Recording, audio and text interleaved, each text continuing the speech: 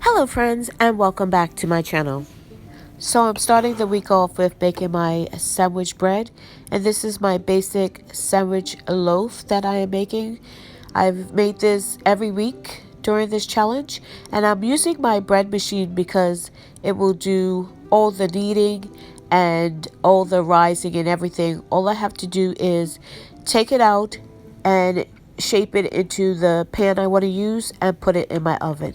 So I just put everything in my bread machine and just let it go. Just set it, and I could go on to do something else while this is doing all the work for me. So once it's done everything, I'll shape it and put it in the oven. So here is this week's loaf of bread. I tried to score the top. Obviously I didn't score it deep enough because it's just like almost filled right in. And I'm just gonna do my usual.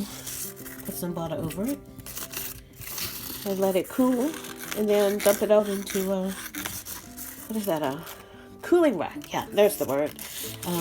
And let it cool the rest of the way. This is kind of hard to do, looking through the video lens, screen, phone, and trying to do something. It's like rubbing your head and patting your belly. Is that the way it goes? So patting your head and rubbing your belly.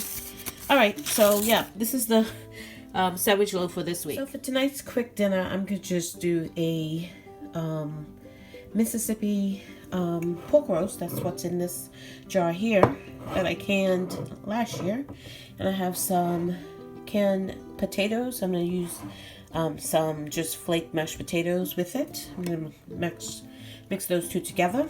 And then I'm just going to put a side of green beans on the side of the Mississippi pork roast, and I'm going to use the water off of these to make my mashed potatoes. Remember, I don't throw away any kind. I will drain these though. I don't use this because it has a lot of starch in it, but I will use the water off of these to make my mashed potatoes.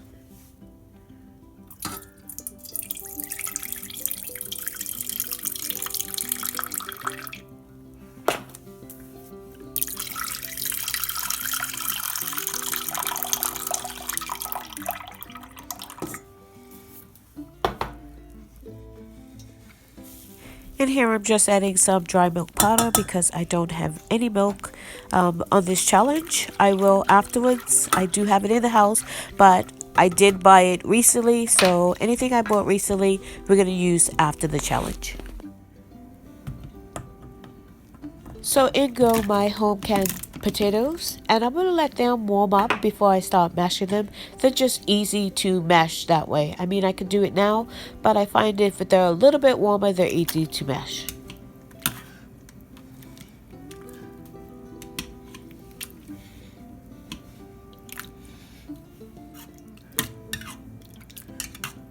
So now that I've got my canned potatoes mashed the way I want, I'm going to start adding in my potato flakes and get everything mixed in together. So at this point, I'm going to start adding in any spices and herbs I want to add to this. And I usually add a little bit of turmeric, so you will see the color right here is quite yellow. It's not the camera. I just like to add a little bit of turmeric into my mashed potatoes, so that's why it's quite yellow now that you see. So with the mashed potatoes done, I'm going to set it off to the side and prepare the rest of the meal. And basically all that is heating up the Mississippi pork roast and heating up the veg. So I just dump the whole jar of the Mississippi pork roast into my pan and let it warm through. That's basically all I'm doing. And I know I always say this, but make sure you get all those spices and herbs, everything out of those jars. And I just used some liquid off of the Mississippi pot roast to do that because I didn't want any more liquid in this. So while I'm warming up my meat, all I'm going to do is break it up and heat up my veg, and this is basically done. And this is our version of fast food. And here it is on the plate. Mashed potatoes with the Mississippi pot roast on the top, and a side of our favorite veg in the house. It's French style green beans. And here it is. This is tonight's dinner, and it was on the table within 10-15 minutes. So today I am going to make some sweet treats. I'm going to make some muffins because we are completely out of the Christmas stuff that we've been snacking on and eating on for the past month and a half. And I decided, I went through my freezer probably about a week ago, and I kind of organized. It was all over the place, and I found some pumpkin that I didn't even know I had in there. So I'm going to use that up. I'm going to have pumpkin. I think I might put like chocolate chips in half of it. So I have pumpkin, I have my water glass eggs here, I have vanilla, sugar, flour, salt, baking powder, and I don't have any milk, so I'm gonna mix the dry milk powder and then oil. So I'm gonna get on with making my muffins, and if you hear in the background, I'm making bread again today. So that's what I'm gonna be doing. I'm gonna actually thaw this out. I might just put it in the microwave and thaw it out so I can do this right away. If not, I'm just gonna sit it out, and as soon as it's defrosted, I'll bake it up. So I wasn't gonna bake today, but since I decided to make muffins, and this is all that I have left of bread. There's about 8 slices here, and that's not gonna last us through today even. And this is the size of pan that I made 2 days ago. So I think I'm gonna have to make another loaf of bread this week. So since I've got my oven on with the muffins, so this recipe is so forgiving, and you can change it up however you like. Instead of using just regular white sugar today, I am using actually vanilla sugar. I don't know if you can see that, instead of white sugar, and then a portion of brown sugar. So it adds up to the sugar content of the recipe. I've got my eggs here. One, I'm going to crack them separately just to make sure. My vanilla, my milk, and my dry ingredients, and my oil. Now, so you can do this in a stand mixer or a hand mixer. I just use a whisk. It's really easy. In the time it takes my oven to preheat, I can have this together and ready to go in. Now it takes me a little longer while I'm filming, but typically my oven will preheat in about 12 minutes, and I can have this done and ready to go in the oven in that amount of time.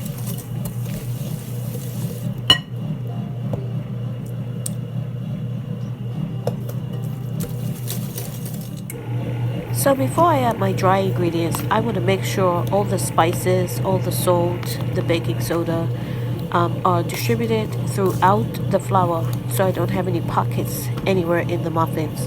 So I'm just making sure all those dry ingredients are thoroughly incorporated.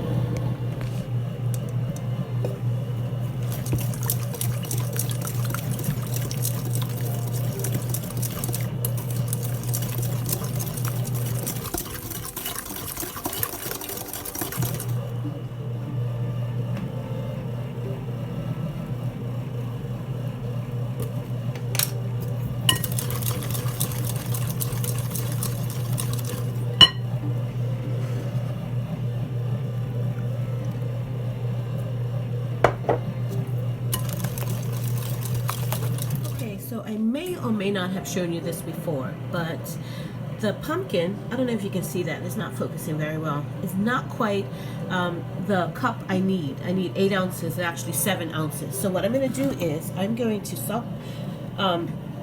supplement my pumpkin with some applesauce.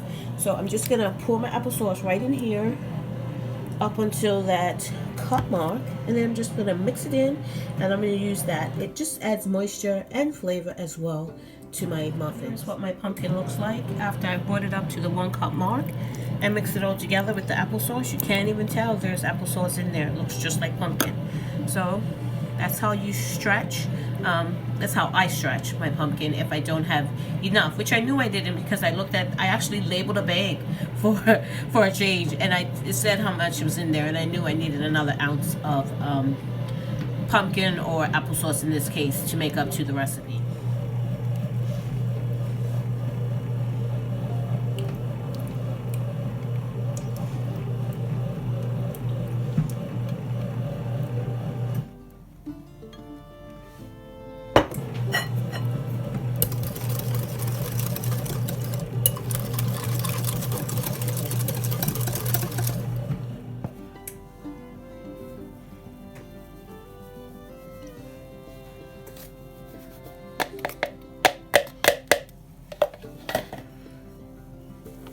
So as you can see, I've changed out my whisk for a spatula, and I'm going to mix my flour in with that.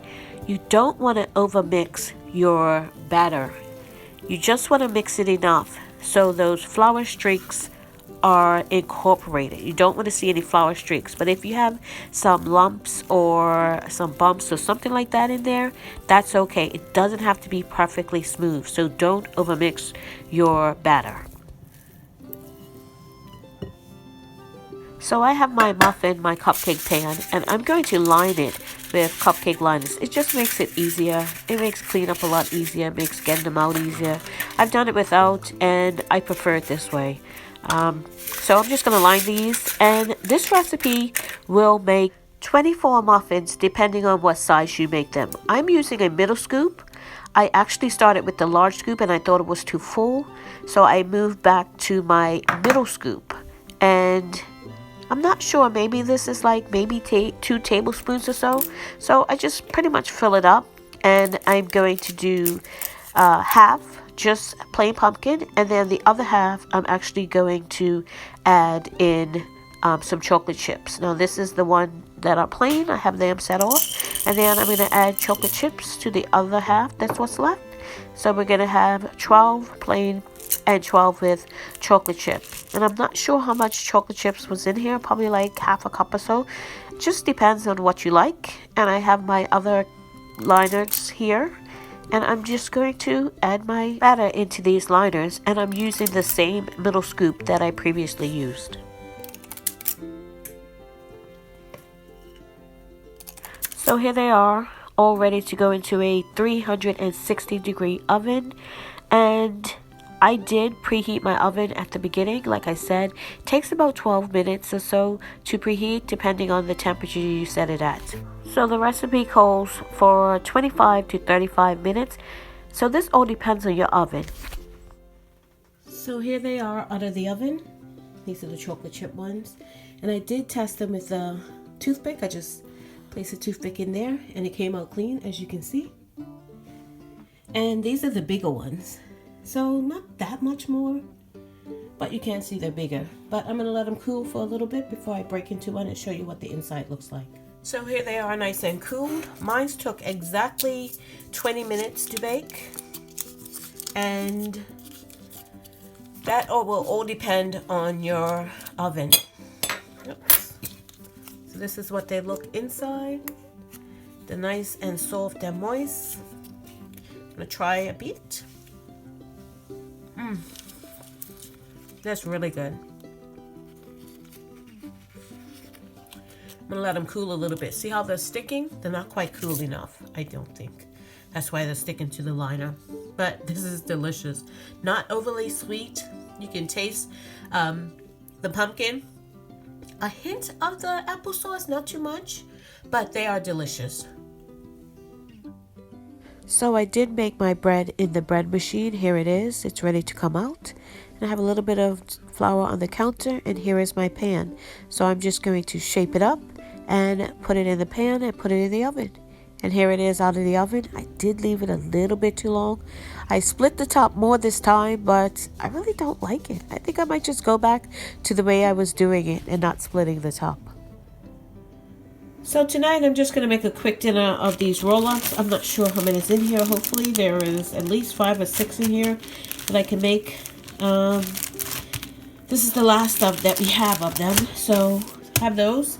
I have some refried beans that I need to use up. I'm going to bulk it up a little bit with the diced tomatoes. Usually I put rice in there, but I don't want to make any rice tonight. I haven't made any rice. I don't have any rice. So I'm going to use these tomatoes to bulk it up. I have my green enchilada sauce, and that's what I'm going to be making, enchiladas, in case I didn't say that already, which I don't think I did. I have a little bit of cheese left, and I'm going to be doing chicken. Now I'm going to drain the juice off it here and put it into here and put this in my fridge to save for later. That's what I'm going to do with that, because I won't need it for this dish tonight. So, and I'm going to put them in this pan. Forgot what I was saying I'm doing. And just put them in the oven and just bake them that way. That's what I'm going to be doing. So here's the chicken drained. And then I'm just going to spice it up with some of this fajita seasonings that I had from the other night and some of this ranch seasonings. I'm just going to season up the meat that way. So for my refried beans, I'm just going to warm them up a little bit. They're going to be easier to work with. And I'm going to add some of those same spices that I used in the chicken in them and some of that chicken broth. So here is my seasoned chicken. I drained some tomatoes. Here's some cheese that I grated, my refried beans. And I'm going to start layering my enchiladas. And here is my green enchilada sauce and my leftover broth that I'm going to put in the fridge. Okay, so firstly you want to put down a little bit of your enchilada sauce in the bottom of your whatever dish you're using. I'm using it's about 9 by 13. It's a little bigger than that. It's about 9 by 15 pan that I got here. It's a baking dish, and I just put a little bit of enchilada sauce down. And now we're going to start building these enchiladas. Refried beans. I'm going to put some of the chicken down. It's kind of hard to do this left-handed, but put the chicken down, and then I'm going to add in the tomatoes and the cheese. Now, if I had any rice, I would put rice in here as well, which I typically do, but I just didn't feel like making any rice tonight. So in goes my tomatoes, and this is just to bulk it up. You can do old chicken if you wanted to do old chicken, and then some of the cheese. Now here they are all rolled up, and I'm just going to put a little bit of that enchilada sauce over the top. And I had just enough to fill this pan, which is great because that's just enough for dinner. And I always have a problem of overfilling these, so I try not to do them this time, but of course I did. So some was coming out of the sides, but I made it work. And one little cheese I have left, I sprinkled over the top. And here they are out of the oven. I don't know if you can see that, but they're all nice and browned and bubbly. And we are going to enjoy this for dinner tonight. Thank you so much for watching. If you haven't subscribed, please subscribe. And click that notification bell to be notified when I upload videos. God bless. And remember, stay safe and keep prepping.